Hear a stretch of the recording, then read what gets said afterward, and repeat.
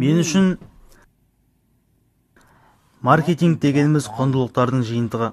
Мына әлем қиындатылған және у-шуға толы. Адамдардың бәрінің есінде қалатындай мүмкіндікке біз қол жеткізе алмаймыз. Ешбір компания ондай мүмкіндікке жете алмайды. Ал енді адамдар біз туралы не білу керек? Біз алдымен осыны анықтап алайық. Бақытымызға орай, Apple әлемдегі ең үздік компаниялардың бірі. Nike, Disney, Coca-Cola, Sony осы секілді алыптардың қатарында. Тек қана бір мемлекетте ғана емес, барлық әлемде осы компаниялар алдыңғы қатарда. Бірақ ең алып брендтердің өзі инвестиция мен қамқорлыққа мұқтаж. Кез келген компания өзінің маңызы мен мәнін жоғалтпас үшін осындай нәрселерге мұқтаж екенін мойындайды. Осы тұрғыдан алғанда Apple осы уақытқа дейін ұтылып келді. Соңғы бірнеше жылда анық зардап шекті. Енді біз оның орнын толтыруымыз керек. Оны істеудің жолы мынау. Әңгіме жұмыс жылдамдығы мен ақыда емес, мегабит пен мегагерцтер туралы да емес. Және де біз неліктен Windows'тан артықпыз деп бас қатырайын деп отырған жоқпыз. Сүт өндірісі 20 жыл бойы сіздер үшін сүт пайдалы деп сендіруге тырысты. Бұл өтірік, бірақ олар тырысуын қоймайды. Олардың сатылым деңгейі құлдырап бара жатты. Содан соң олар сүтті алыңдар, сүт пайдалы деді. Содан кейін сатылымдары қайтадан артты. Олар сүт өнімі туралы ештеңе айтқан жоқ, және де сүт өнімдері туралы айтпайтынына халықтың назарын аударуға тырысты. Енді осының ең керемет мысалы және маркетингтің әлем куә болған ірі әрекеттердің бірі Nike-тың жасағаны. Естеріңізде болар, Nike-тың жұмысы тауар сату. Тауарлар аяқ киім. Бірақ сіз Nike-ті есіңізге алған кезде көз алдыңызға аяқ киім елестемейді. Сіз аяқ киімнен басқа бір нәрсені сезінесіз. Жарнамаларында олар ешқашан өнімдер туралы сөз қозғамайды. Олар ешқашанда ауа өткізетін аяқ киімдер туралы айтпайды. Сонда Nike жарнамасында не туралы айтады? Олар үздік атлеттерді және атлетиканы құрметтейді. Міне, осы нәрсе олардың кім екенін көрсетеді.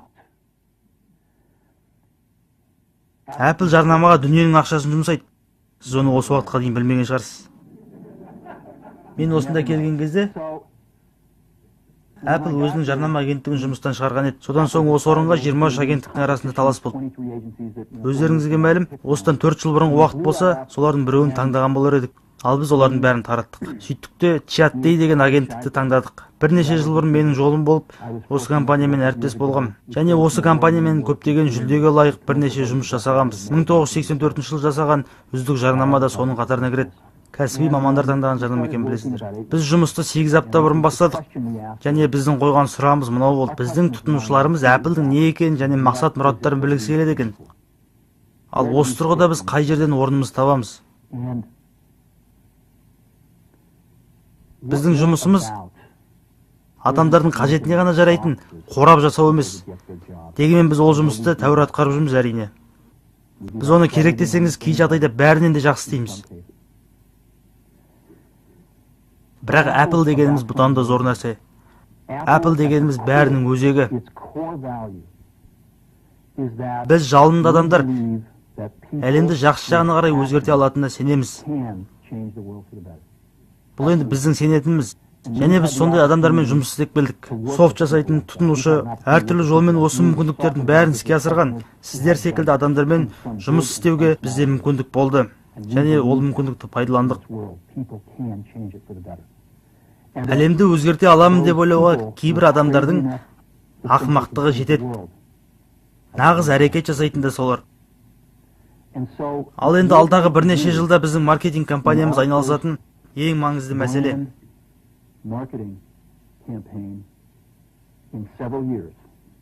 Apple бәрінің өзегі деген құндылыққа қайта оралу. Көптеген нәрселер осы уақытқа дейін өзгерді. 10 шақты жыл бұрынғы уақытқа қарағанда қазір нарық түбегейлі өзгерген. Және Apple бренді де мүлде басқа. Оның орны да басқа. Маған сеніңіздер.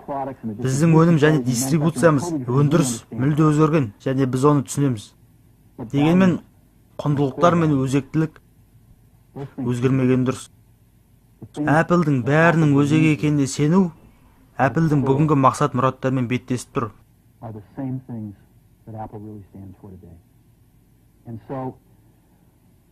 Біз осы екеуін байланыстыру үшін бір жол тапқымыз келді.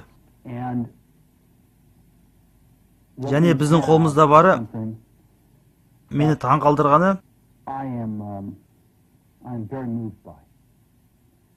Apple әлемді өзгерте алатын адамдарды құрметтейді. Олардың көбісінің көзі тірі, көбісі бұл өмірде жоқ. Бұл дүниеде жоқтары тірі болғанда компьютер таңдайтын болса, тек қана Mac'ты таңдар еді.